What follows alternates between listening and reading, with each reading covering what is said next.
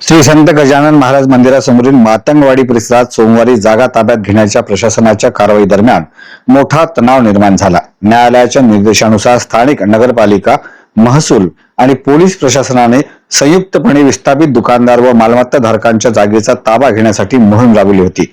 यासाठी सकाळपासून मंदिर परिसरात मोठा पोलीस बंदोबस्त आणि जेसीबी तैनात करण्यात आले होते। प्रशासनाचा ताफा घटनास्थळी पोहोचताच विस्थापित व्यापारी आणि नागरिकांनी तीव्र विरोध दर्शविला।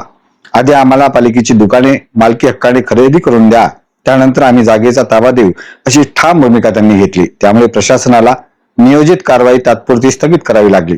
यानंतर उपविभागीय अधिकारी डॉक्टर रामेश पुरी, तहसीलदार प्रज्ञा काकडे आणि मुख्याधिकारी जयश्री बोराळे काटकर यांनी नागरिकांशी चर्चा केली।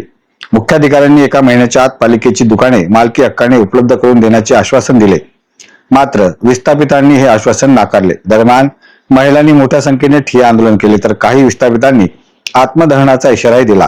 सायंकाळी प्रशासनाने पुन्हा जागा ताबा घेण्याचा प्रयत्न केला, मात्र नागरिकांच्या तीव्र विरोधामुळे प्रशासनाला पुन्हा माघार घ्यावी लागली।